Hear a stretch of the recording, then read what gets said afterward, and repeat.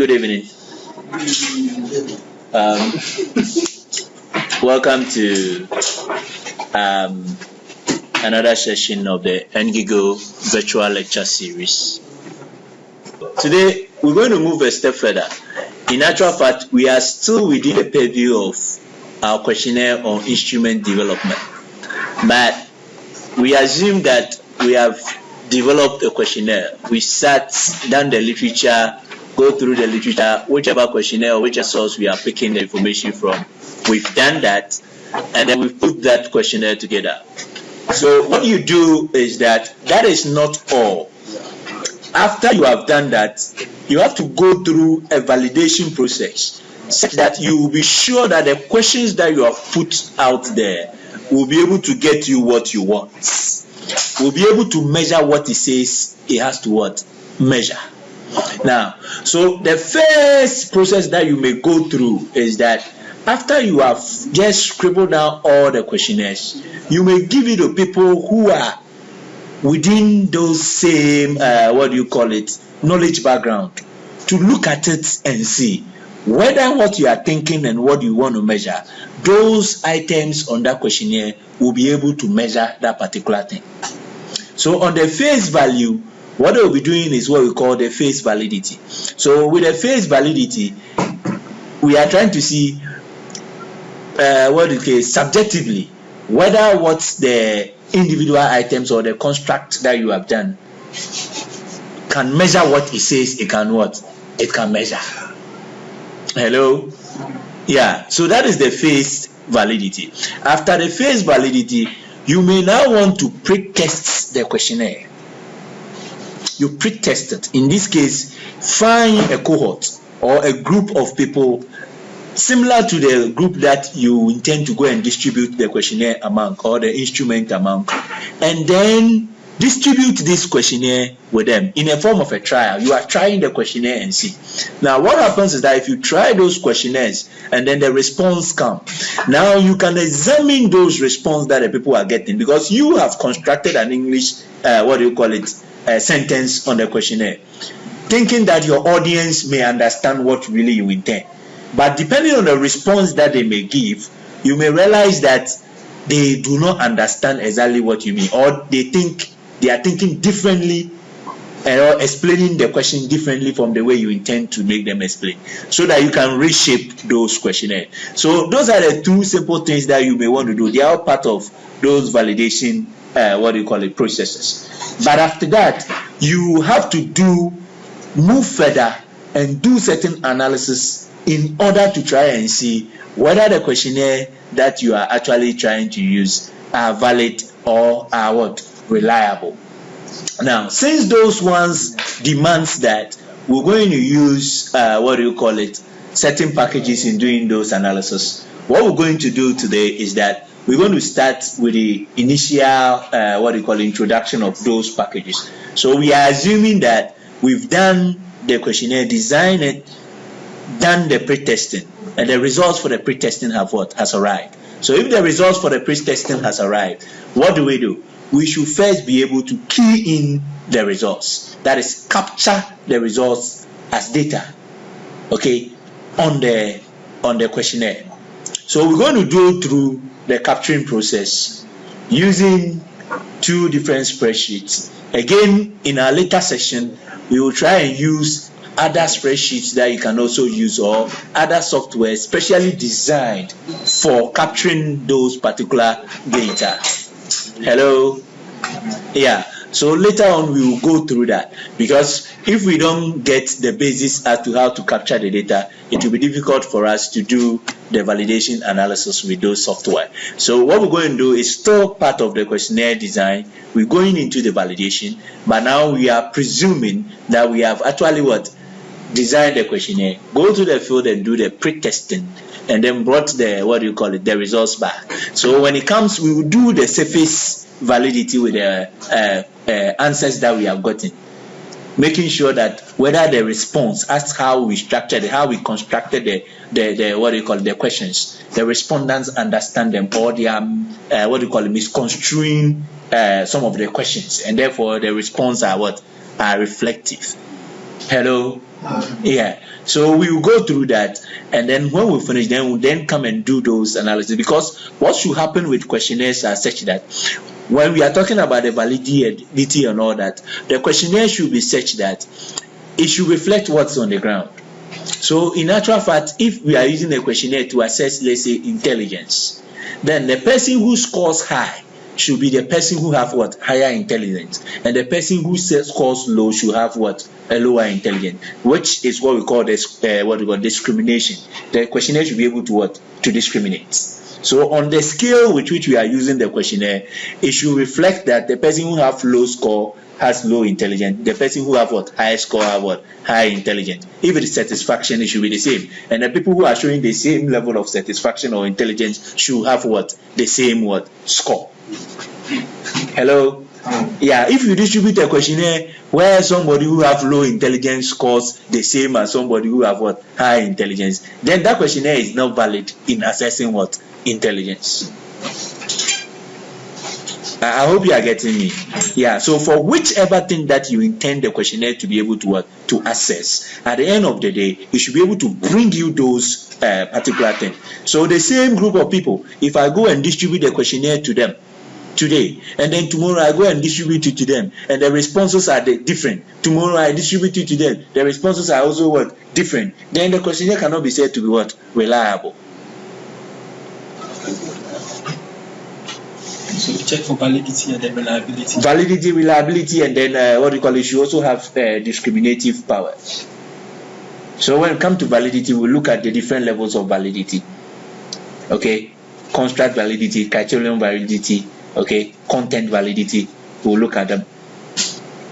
And then when we come to reliability, we'll look at different types of reliability. And there are different types of statistical analysis that you could do in order to go through all those things. But like I'm saying, before we do those statistical analysis, we should be able to use the statistical package. We should be able to first capture the data before we can do what? The analysis. So what we're going to do today is that we're presuming that we've done pre-testing with a questionnaire that we designed yesterday. The questionnaire we designed yesterday, we presume we distributed that questionnaire, pre-tested that questionnaire in a group of people. You didn't get your copy. You were supposed to go and finish it up. So presume we have designed that questionnaire. So we'll capture that questionnaire. So that is what we're going to do today. Hello? Yeah. Okay. So let's then zoom into capturing questionnaire. So we will project that same questionnaire that we had yesterday and then see how we can capture that questionnaire. Okay. All right. Please, where is our other HR lady? She's sick. She's sick? Yes. Oh, when did the sickness come? But I saw her had tea today. Yes, in the morning. It's an eye problem, so she can manage. Yes. Okay. You should wash. Okay. Let's just continue with what we're doing yesterday. Okay, so yesterday we look at some of these questionnaires. Then let's look at them in a way as if it has been captured. We've done that, and then see how we can capture that. First, we'll start with capturing the results on Excel sheet. Then after that, we will do one with SPSS, Statistical Package for Social Sciences. Don't let the name deceive you. It is not for only social sciences. That is the IBM. So we'll look at that. Okay, so yesterday this was the questionnaire that we were playing around with. And then Adam will say complete. Okay, so edited questionnaire. Was it the one we were looking at? Final edited questionnaire or something? Okay, so let's project the questionnaire and go through them. Alright, so let's presume this was the questionnaire yesterday we were dealing with. So you've distributed this questionnaire in the form of a pilot or a pre-test. So how do you get the results? So, like I said, one of the most important thing is that every questionnaire should come with what? A code or an ID that will represent each of the individuals that will answer the questions. So that is the respondent's what? ID. In most cases, research are anonymous and non-linked. When we say research work are anonymous and non-linked, what happens is that you don't trace back your results to the individual or your response to the individual. So what you do in most cases is that you will not record the name of the what? Of the individual. So it's anonymous. Okay, so what happens is that you identify those individuals by virtue of what? Codes or identity, which you can generate. Like you can use 1, 2, 3 to do that, or you can use any other thing. For example, if you want to make the locational importance of where you are taking the sample from, you could use that. Let's say this sample will be taken from maybe different wards. So if you ward A, so you say 01A, 02A, 03A, that means everybody knows that is coming from what? Ward A. Okay, and then 02B or something. Or you can just use 1, 2, 3 to represent them. So that is the first thing that is very important. So here it's as code. It could be respondent's ID or anything at all. But that is very important. Now, so you realize that again we said that it's also good to number the questionnaires. Number them. So we know that number 1 is what? Maternal age at birth. Number 2 is what? Marital status. Number 3 is what? Educational status. So let's assume that for this particular individual, and we're going to use phantom, so we should be able to work with it. Let's assume that for this particular individual, the age of this individual is, let's say, 42. Okay, the person is, let's say, married. Hello. Okay, let's assume that the person has a secondary education. Oh, I can't find my listing again. Okay, the person has a secondary education. Okay, phantom is not showing it, but it's okay. Let's say the person is what? Is a Christian. All right, and then let's go on. Give me some of the answers. It should not be me alone. Let's say the person is what? Informal. The person is informal for this one. Okay. 6. The person has what? 6. How many children? 6.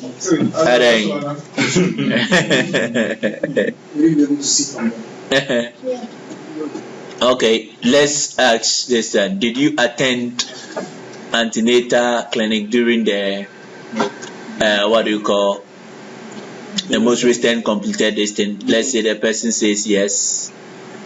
Okay, let's continue. The mode of delivery, let's say it was normal, spontaneous, what do you call it? Vaginal delivery. So that is spontaneous vaginal delivery. Okay, all right. So maybe the person didn't have any complications. So let's just put it here like this. Let's just put this one here. So I'm just trying to answer the questions on this now. Stop when I finish 13. So how long did you stay at the hospital before delivery? Let's say 6 hours or something. Okay, 6 hours. And then how long did you stay at the hospital after delivery? Let's say that one to another 6 hours or something. All right. Okay, right. So I think here is okay.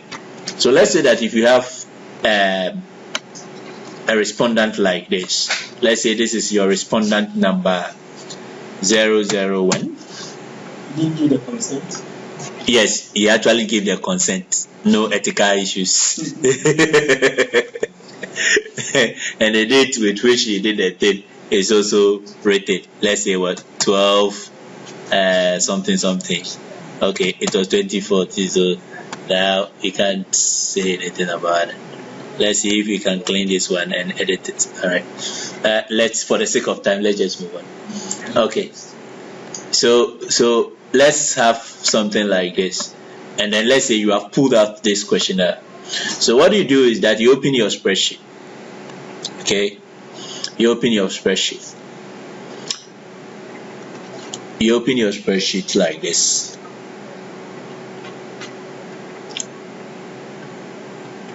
Okay, and then so when you open your spreadsheet, this is what you get. So now you decide to enter the questionnaire, that is capture the data on this questionnaire for each of the patients. So the first ever thing you want to put here, it's the code. Since this one is spelled as code, let's keep it as such, or the ID. Okay, the first one becomes the code or the ID. Then if you look on the questionnaire, the next thing you want to capture, you don't want to capture the consent. Okay, but the next thing you may want to capture is what?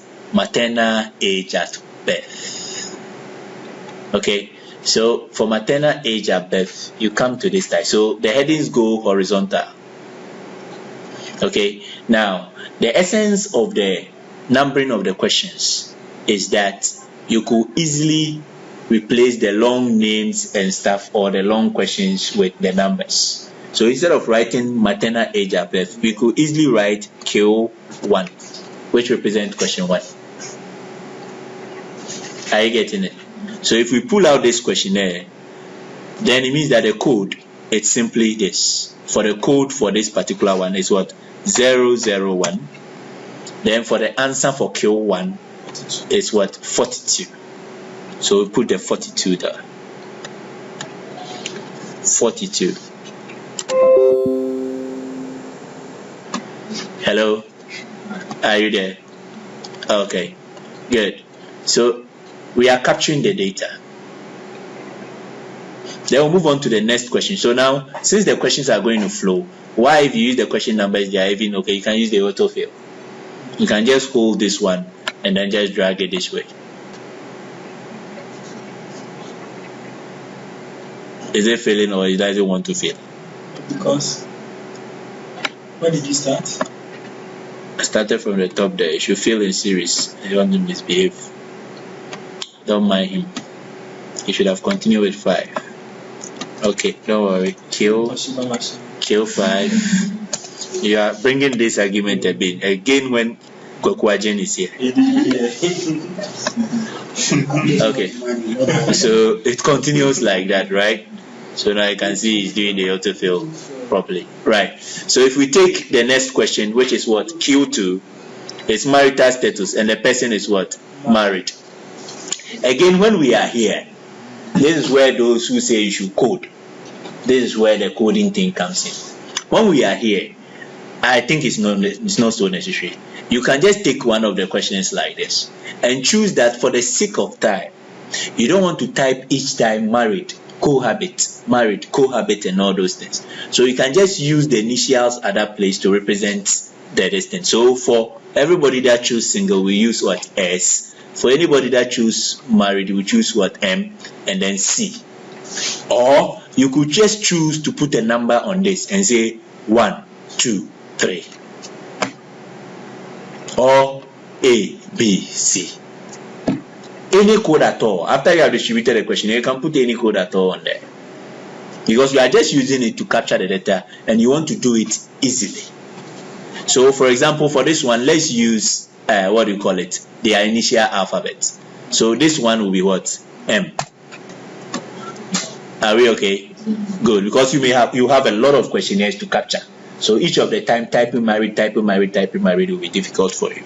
So you do that. You move on to the next question.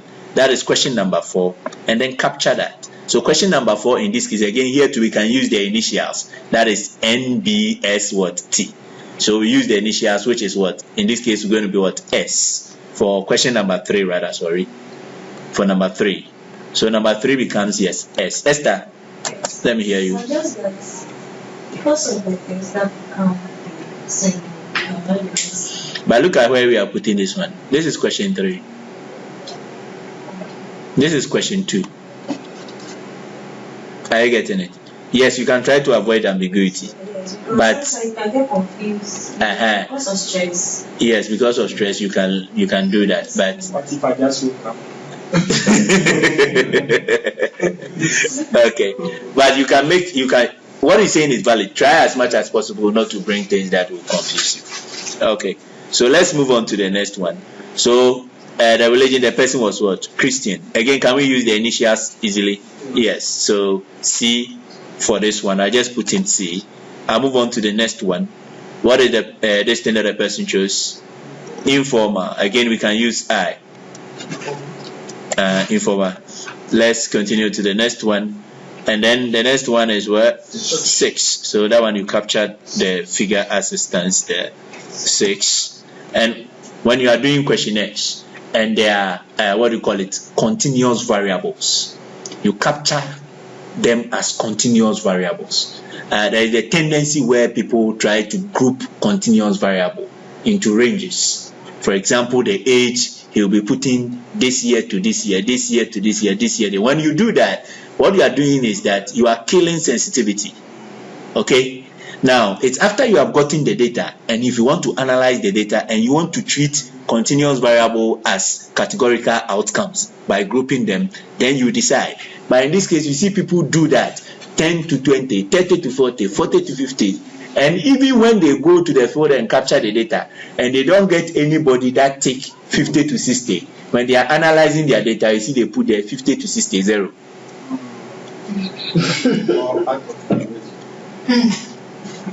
Hello? But you capture the data, continuous variables as continuous. So for every continuous variable, and when I ask them why, they say it will be difficult to analyze, and I just laugh. Because as we will come to see, it's just a click. If you really want to group, it's just a click. Well, we still remember the category. Right. So you keep on taking the info. So the next one, that is question 7, you can make a Y and then what? An N. So all that we need to do is that the person choose yes. So yes means what? Y. Then we keep going. We keep going. The next one is what? 3. So we don't need to come and say the number of time visit 1 to 5, 6 to 10, and then let the person take that. When you do that, you are causing a big mistake because it's a continuous variable and you are taking it as what? Categorical outcome. Because how we treat continuous variables are different from what? Categorical outcome. So when you finish and you want to say that maybe what is the average age of the respondent, you can't get it. Meanwhile, because age is a continuous variable, when I ask you anything to tell me any summary statistics on age, you don't go and be telling me, oh, the age of this class, 16 to 25, 2 of them, 17 to 14, 13, 3 of them. That's not how you describe that. You will tell me that, oh, the people who attend the class, at least their average age is what? Is this. And to be able to do that means you should have the individual age in order to come for the what? For the averages. So you take the data as it stands. So for this question, if you are asking you how many times did you attend what antenatal, and you want to tell us maybe after you've done that, you want to tell us something about the antenatal attendance. You don't come and tell us antenatal attendance 0 to 5 was 10, this to this was 20. This you can come and just tell us that, oh, for the group of people that mothers that we actually interview, the average antenatal attendance was this. Hello?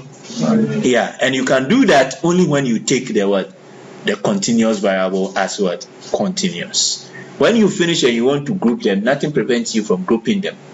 They become very easy. And again, you know the limit of the data. So now you can determine the interval that will suit. Hello? Yes. And those things is just a click. So if anybody tells you it will be difficult to analyze, those were the days when we do those things with what? Calculator.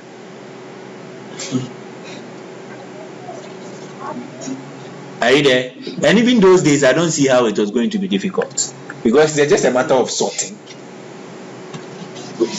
And if the people take, you will still do the same sorting, isn't it?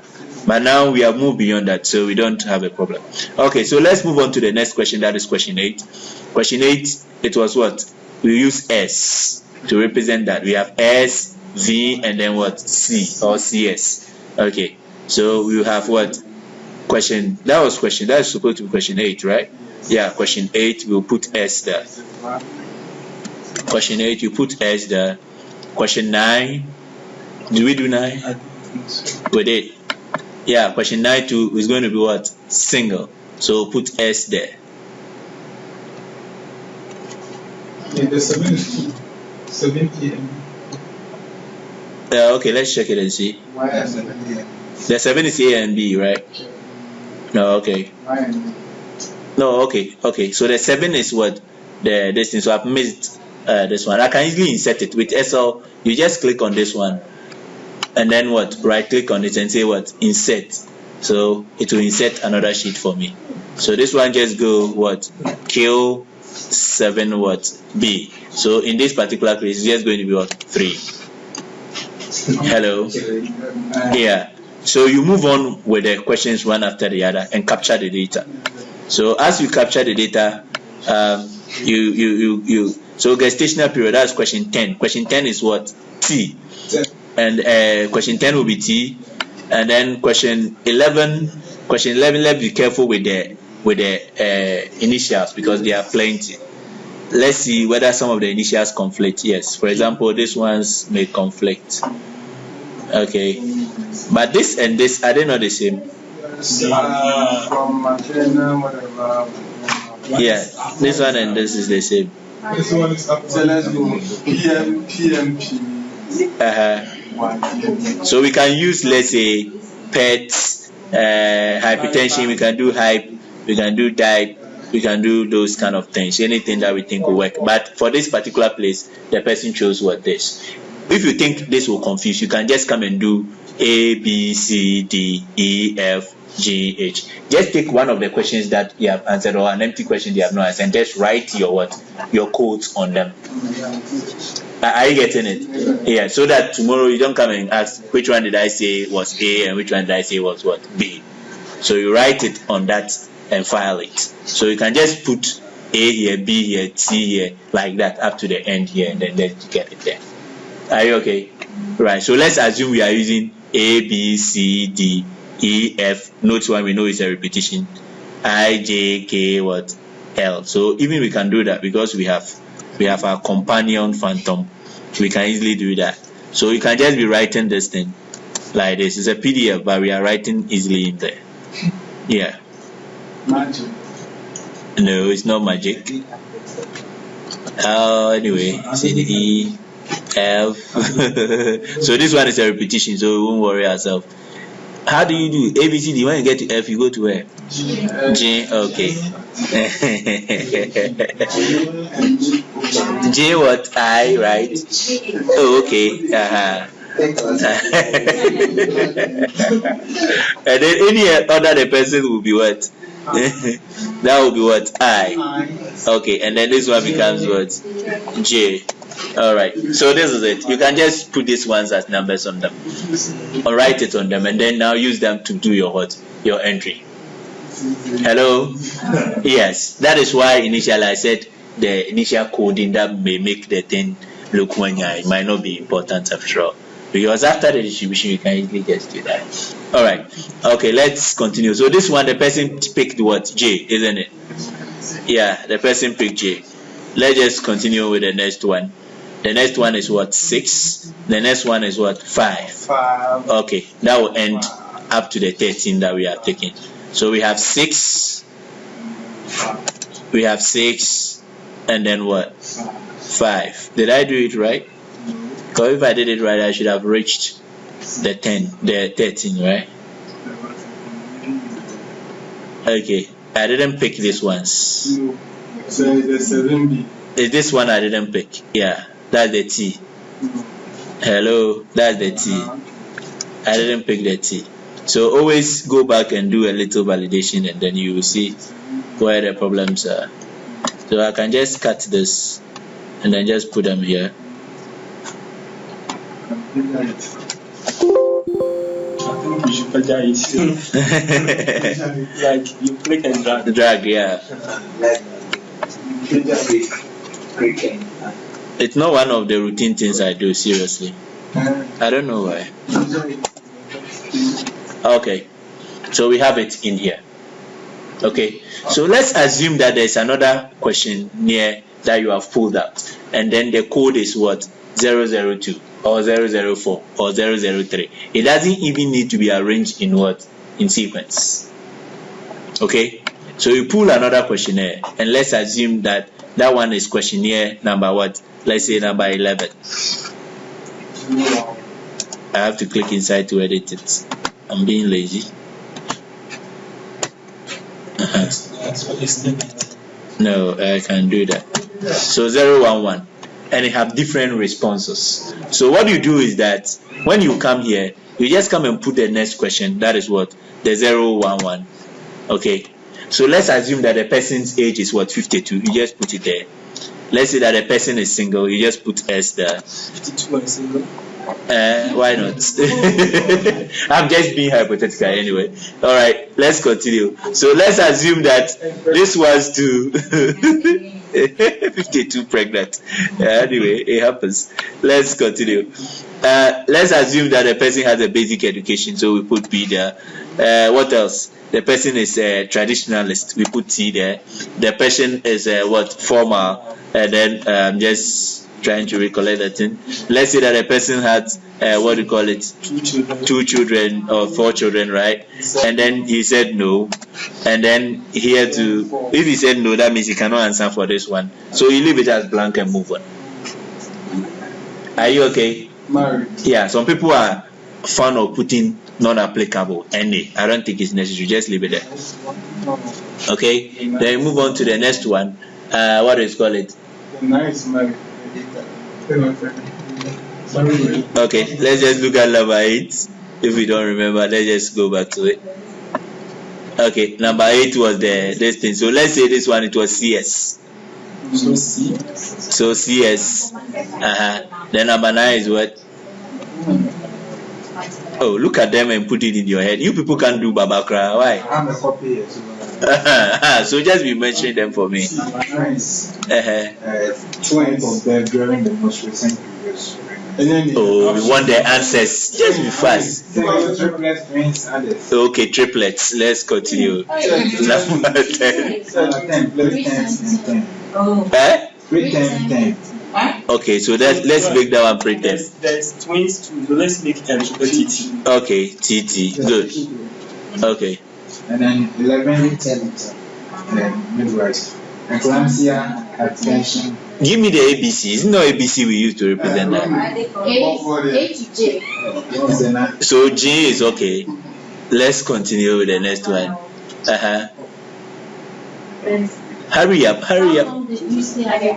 Oh, give me a figure. Just say 4 or 5 something. Let's continue. Then the next one is also, let's say 2 or 20 hours. Yes, 20 hours or something. That's almost a day. Yeah, it's always there. Okay, so you keep putting the next one there. You keep putting the next one there, and so when you finish, because of time, I'm just going to try and duplicate this ones. Okay, I'm just going to try and then just duplicate this one as if we have answered them all. Okay, the devil is a liar. Don't mind him. Okay, so I'm just going to try and do that. So let's say that we try and then put all the answers together like that. Okay, at the end of the day, we're going to get what do you call, the IDs will change. So I'm just screwing them and then just fill them by series, so that they become different people. Yeah, so let's say we have 18 respondents, and each of them have responded, and then we have entered and captured the data. So for example, if we want the ages of the respondents, this is it. You realize everybody's age is here. Hello? Yes. If you want their marital status, everybody's marital status is here. If you want their educational level, everybody this thing is here. If you want whatever it is, everybody this thing is here. Now, let's say that you have finished using this shortcuts quickly and done it, and then you want to transfer it back into the original response. Okay, all that you need to do is, let's say, do a find and replace. Yeah, find and replace. These binoculars that you see here can aid you to do that. Let's say you still want to change them back into their destiny. So you have done this severally. You have gotten all those places filled up. Don't mind me. Okay, let's even say that we have gotten even more than the people we have. We have entered all of them like that. Okay, we assume that we have entered all of them like that. So now we have more than the number that we even had earlier. Okay, good. Don't go and copy your one respond and fill it in like I'm doing. I'm just doing it for the sake of that. But you will enter each of the respondents' response in there. So what happens is that, let's say now we want to transfer this one backward. So all that we do is that we just go to this side. You click on that particular cell you want to do the find and replace, and then you go to this side, and then you say what? Replace. So when you say replace, we know that we use M to represent what? Married. So you just put wherever it sees M, it should replace it with what? Married. And then just say it should replace all. So every M that is there has been replaced with what? Married. So you see why you don't have to waste your time typing all the names and all the things. So wherever you see S, you should just replace it with what? Single. So just single. Straight up, and you have done that. So since that place is only married and single, that's all that we have. So everything is replaced. You move on to the next cell. So if you want to change, you could do that easily just by using find and replace. Hello. So if you are here to, we know what what was the secondary is S, right? Yes. So secondary. Yeah, so secondary S, basic is B, so basic. So that is B. It is not case sensitive, so you don't even need to type it as capital. Good. So we've done those things. When we come to this side, what was there? Tradition. Yeah, the tradition, Christianity thing. So C becomes what? Christian. The S is right. Brand religion. And then the next one, T, is what? Traditional. Or traditionalist or something. Traditionalist. Traditionalist. Because you are using other destined for Christian, so you'll be traditionalist. Yeah. So you can replace all the others and then get your response back to the way you want them originally. Hello. Hello. Yeah, so this is how you use SL in capturing the data. So for this particular results, this was the data that has been captured. So you can see I'm showing you when the results was 10. The data that was captured was this. Yeah. As you can see, I will increase the size a little, so don't worry. Yeah, so you see the same thing that we did. You see question 1, question 2, you will realize that it habits there like that. But during the entry period, he doesn't need to be typing in secondary, tertiary. So imagine the number of tertiary alone you will type all the way down to the side. The number of Christian alone you will type. The number of informal and none that you will type. Hello? Yeah, so you realize that the individual IDs are there, the ages are there, and that. So it goes down, you get it. D for. Is a. There's a D for question 1. Question 1. Code 20. Okay. If there is a problem there, 24. I think that should be divorce or something. It didn't replace that. Yeah. So this is what we mean when we talk about the questionnaire. So you realize that the questionnaires have a lot of parts. You can use all those things to just enter it easily. Now, here you are seeing the essays. It is the last part of the questionnaire where they agree and disagrees and things are. Yeah, the like it seal that we have. That is it. You can find them here. So those ones have also been there. So in case if we are interested in replacing this one, you can put all of them together and replace them at one time, because in this particular case, what happens is that they all represent the same thing. Okay, so if you want to change this one back to the actual normal name, we will do that. But the caution with this one is that some of the letters are repeated at certain places.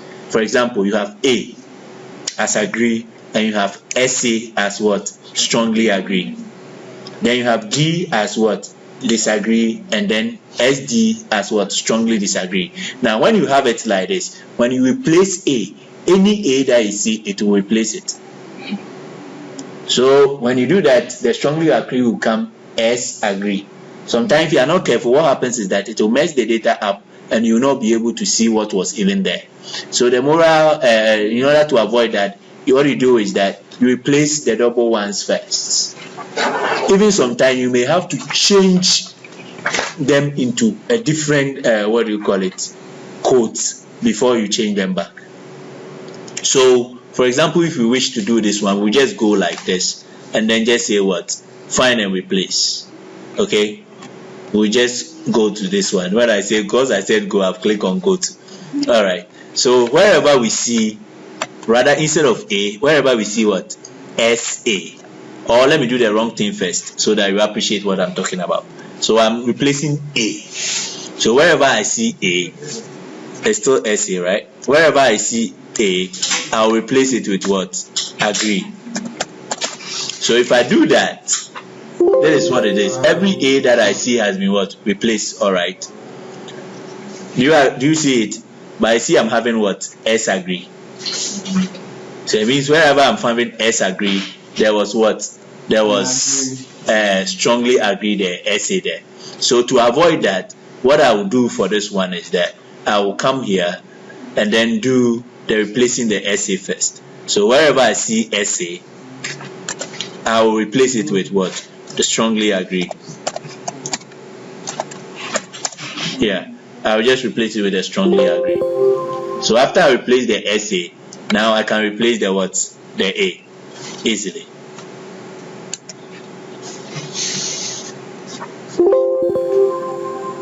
Are you getting it? Yeah. And we can do the same thing for the what? Yes. For the SD. Yes. At this juncture, it's like you have to apply more common sense. Yes, you have to apply some common sense. That's exactly what you want to say. Okay. In everything you do in research, you have to apply your sense. So this one, it's you yourself how you manipulate to do the thing. Yeah. You try any S is strongly, any D is disagree, and any A is agree. Which is around the same thing. Or it will arrive the same thing, but why do you do 1, 2, 2, 3 when you can do just 1, 2? there are 5. There are 5 things here. Yes. Strongly agree, agree, strongly disagree. That's 4. But when you do strongly agree and disagree, that's 3. But they will fuse together. They strongly agree and they strongly disagree. When you do that, they will fuse together. Are you getting me? Because the S and A are together. So the first one you will do, the A will become agree. The second one you do, the S will become strongly, but it will be fused together. Yeah, no. Are you getting it? Unless you want to do the strongly first, and then whilst you are putting the A, you will leave a space behind it. I don't think it's necessary. But how you get it done and you don't mess up the data, that is the best option. Okay. And in doing research, you always take the easiest way possible, the non-complicated way possible, so that you don't end up transforming your results into something that is not. So like what I've done now, you see strongly disagree, I've put out agree. So I would have transformed all the data into something else. Sometimes you can go to the field, do everything right, come to the sit behind your desk and do everything wrong. Yes.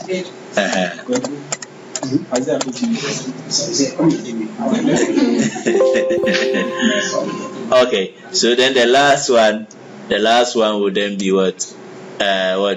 Strongly disagree.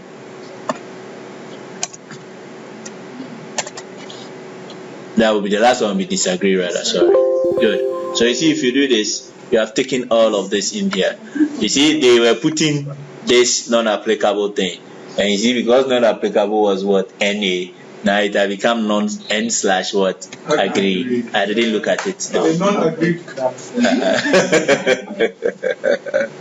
Okay, but I can easily copy this one. You can even copy straight from here. So you can copy whatever is there like that and paste it. So you can copy it and paste it. Okay, please. So that becomes NA again or non-Africa. So you can just copy it back and then replace everything there. Yes. Yeah, I can also replace it with an empty space. You didn't select it. Yeah, because I didn't select, that means it will affect the whole sheet. If you don't select the place that you are doing, it will affect the whole sheet. And so be careful. Sometimes if you don't need to replace the other sheet and you just do this, it will replace the whole sheet. Hello? Hi. Yeah, so we can capture data this way. Hello? Yeah. So now you are good to go in terms of data capturing. We assume that the data has been captured with Excel. I look at the time and I'm surprised it's 1 hour. We've done a lot. It's okay. We've done a lot. Okay. Any questions? The next thing is capturing data with SPSS. Now, the difference is not so much. Now you know how to do this, especially. The difference is not that much. Okay. So, for example, before we go, if anybody that is watching this video that still thinks that when you capture the ages like this, and it's going to be difficult for you to group them. We said it's it's just a click. Now, if you want to group this age, we can just go to this side and even say sort. We don't want to do any complicated thing here. We just say sort. We just want to sort the ages from smaller to bigger.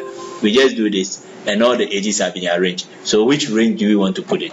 If we want the range from where here to here, we know. If we want the range from where to where, we know. So that is the range. Yes, we are not doing analysis. I'm just trying to demonstrate something. Nobody will hear you. The virtual audience are interested in your question. When you click on a particular column and then you sort, so this will affect the whole sheet. Yeah, sort, expand, and then sort continuous. When you sort, expand, it will affect the whole sheet. But if you sort continuous, it will sort only that place. Let me demonstrate that for you quickly because our time is almost up. We are not doing analysis, but we'll come to those things. So let's assume that this is number 41, right? So I'm highlighting everything that is in that column. Are you okay? So each age, each marital status, everything is there. Let me take the next one to here, and then let me highlight that one to the text itself, red. Have you seen that? So now I'm going to click on this one now. The first thing I'm going to sort continuous. So when I come to sort like this, I'm ranging from smaller to bigger or bigger to smaller. They are already in smaller to bigger, so if I do smaller to bigger, you won't see anything. So let me do bigger to smaller. Okay.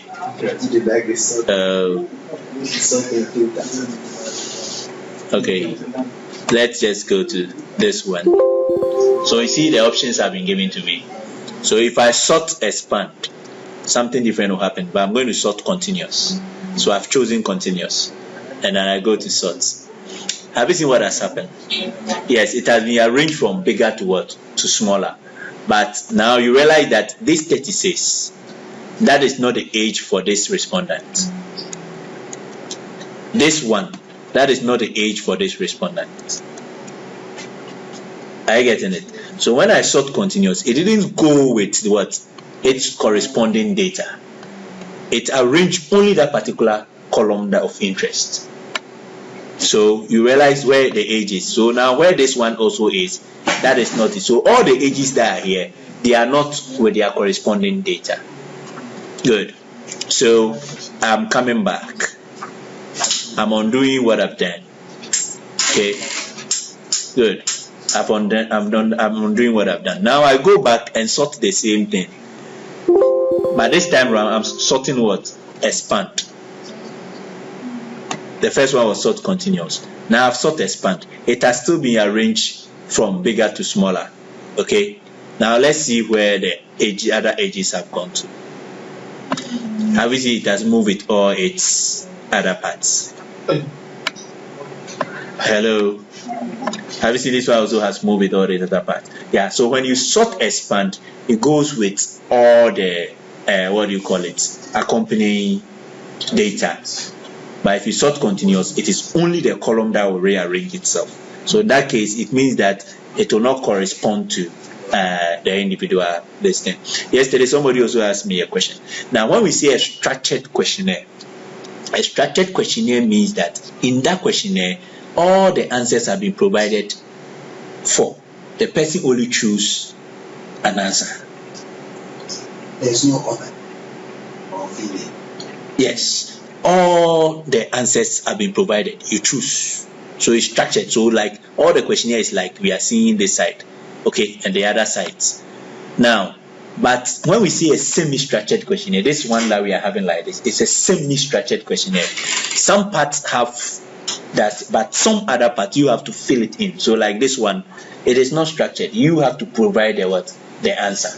So this is a semi-structured questionnaire. So the structured ones are like the close-ended questions? They are close. Everything. You don't have anywhere to write anything. You just have to check one of the answers that have been given to you. Even you can't have this, others. Any others where you put your order, you write it yourself. So that means that is a structured questionnaire. You have a jacket, you can't move out. But when you are provided with places where you can write your own like this, it becomes what? A semi-structured. That's where you have open-ended questions and all that. Becomes what? A semi-structured. So the open-ended questions, you are allowed to write whatever you want. Hello? Yes. Okay. So on that note, we will bring this session of data capturing to an end. So when is it appropriate to use open-ended and close-ended? Yeah, it depends on the researcher and what the data is capturing, and then what responses that you think will be appropriate. The close-ended questionnaires, the only advantage is that it's easy to analyze. But when it comes to the open-ended things, that become more qualitative because everybody states what he wants. And sometimes putting them into teams and things could be very crazy. Because the person may be meaning the same thing, but he will state it in a different way. So it means you have to go, if the people are many, you have to go through all of them in order to group their responses. Yeah. Sometimes some are very similar, but they are not the same. So yeah, sometimes some are very similar, but they are not the same. Okay, so on that note, we will bring today's session on 9GIGO to an end. We are capturing the data with SL. I think we've successfully done that. You can do it easily by just using the shortcuts and then find and replace later to build your listing.